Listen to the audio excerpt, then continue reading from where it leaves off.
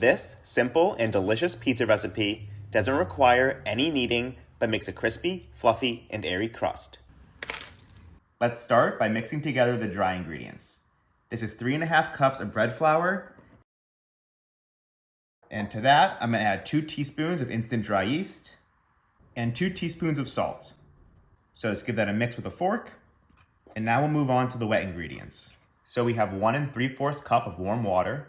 Into that, I'm gonna dissolve about a teaspoon of honey. And then also 2 tablespoons of olive oil. Now we can start adding the water directly to the flour. I like to start with about half of it because I just find it easier to mix into the dough a little bit at a time, or mix into the flour. So just use a fork and slowly mix everything together. Okay, then the rest of the water, and keep mixing. Now this is gonna make a very wet and sticky dough. All right, it's mainly mixed in, and as you can see, it's pretty stretchy and goopy, but that's just what we want. And that's it for now. We're just gonna cover it with a damp kitchen towel and let it rest for 30 minutes. Pretty easy. That's 30 minutes. And as you can see, it's still looking very sticky and wet. So now I'm gonna show you how to start forming it into a uniform dough. Now it's key to wet your hands so the dough doesn't stick to them. And then grab the dough from the center, lift it up, let it stretch underneath, and then fold it on top of itself. Then rotate the bowl 90 degrees, and we'll do this 3 more times. And since we're not kneading the dough, we're basically replacing that with stretching and folding it to help give it shape and structure. So after the 4 folds, wet your hands again, and then we're just gonna try to work it into a uniform ball. So kind of just pick it up, pinch it together, and then it should form a circle.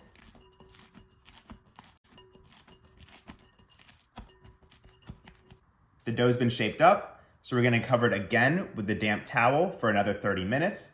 And we're using a damp towel because it prevents the dough from drying out at all. Okay, so another 30 minutes has gone by, making it an hour total. And we're gonna do another set of stretch and folds. So again, just wet your hands and do the same thing we did last time, picking it up from the middle, letting it drop down, and then folding it over itself. Rotate, pick up, fold, and just like last time, as you can see, after each fold, it gets a little bit tighter. And once again, tuck in the edges, forming it into a circle. All right, rinse and repeat. Cover for another half hour. Yet another 30 minutes has passed, so it's time for our last set of stretch and folds. So you know the drill by now. This time around, we're not gonna leave the dough in the bowl, or we're gonna transfer it over to the sheet pan. But first, we're gonna grease it generously with about 1.5 tablespoons of olive oil. And spread it out with your hands, because we need to grease our hands anyways in order to transfer over the dough. So just make sure every part of the sheet pan is well coated. Okay, now grab the dough. And if you can, sort of start laying it out as a rectangle. And then get some oil on top.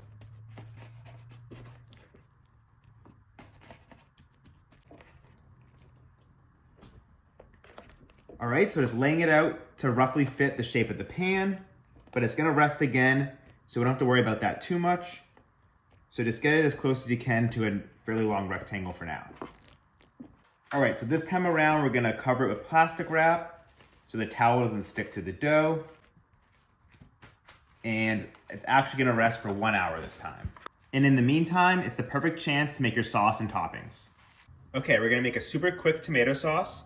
So I have a small sauce pot heating up on medium-low heat and adding about 1 tablespoon of olive oil and then some sliced garlic. That's 2 small cloves, or you could use 1 large one.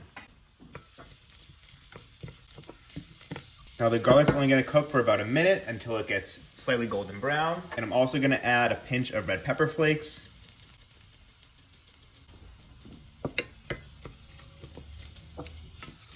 And this is really gonna perfume the oil.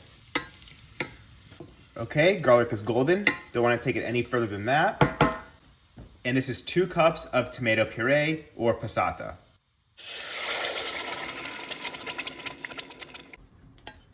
Give that a stir. And the last thing is gonna be a big pinch of salt. And that's pretty much it. You know, for pizza sauce, you want it to be as simple as possible. You could even just do tomatoes and olive oil, and that's it. So this is just gonna simmer on low heat for about 20 minutes, and then it'll be ready. Now, of course, you can use whatever toppings you'd like, but a classic combination is pepperoni and jalapeno. So here I'm just slicing up some pepperoni, and it's always best to buy your own stick of pepperoni and cut it up yourself. That way we can make it thick cut like this, and it will curl up nicely in the oven.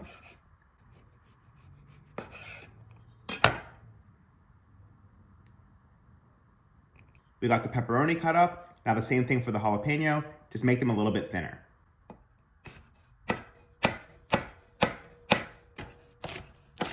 And we can also grate the cheese.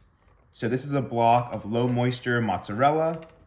It is 16 ounces or 1 pound, and we're not gonna use any more than 7 or 8 ounces of it. So the dough ended up resting for a little over another hour. So taking off the plastic wrap, and as you can see, it about doubled in size. So now I'm gonna oil my hands a little bit with olive oil, of course, and we're just gonna spread it out into the edges of the pan. And we're gonna be careful only to poke in the center and try not to touch on the outsides because we want the crust to form there.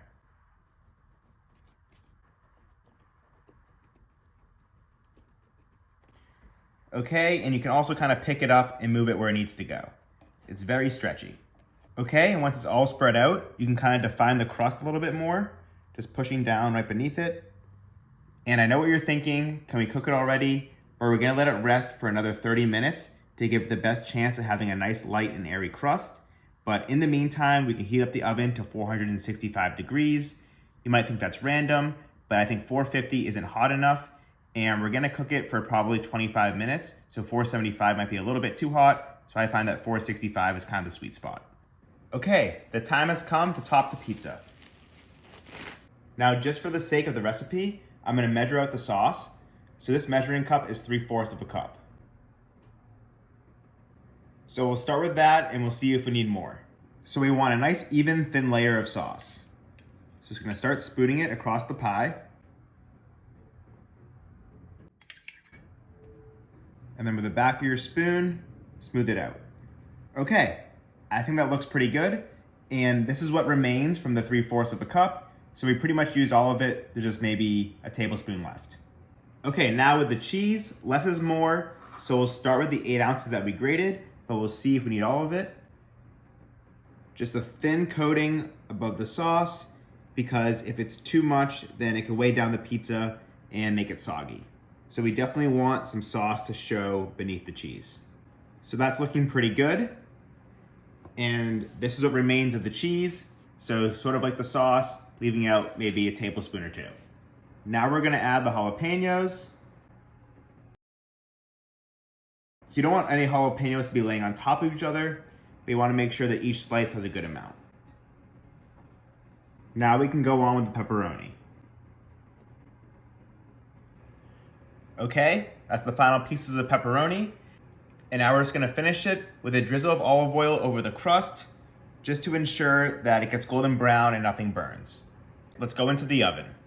Placing it into the bottom of the 465-degree oven. Using the bottom of the oven will give the crust the best chance of getting golden brown. I'm gonna set the timer for 15 minutes, and then we'll check it for the first time, but probably give it a spin around and cook it for at least another 5 minutes.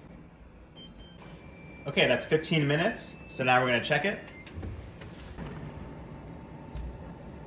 I think it could be a little bit more golden brown on top, and I know the center of the crust could use a little bit more time, so I'm gonna flip it around and cook it for another 5 minutes. All right, so I turned it at 180 degrees. So the other side's gonna go in the back first, and then another 5 minutes.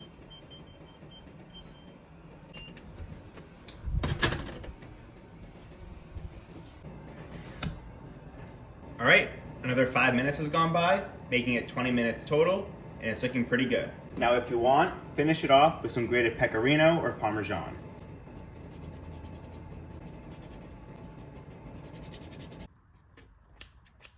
All right, guys, cut it into squares. And there you go. Pretty great bottom, airy, golden brown,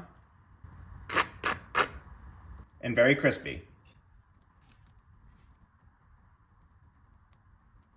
This is probably one of the best pizzas I've ever made. I really hope you try this one out. Thank you for watching.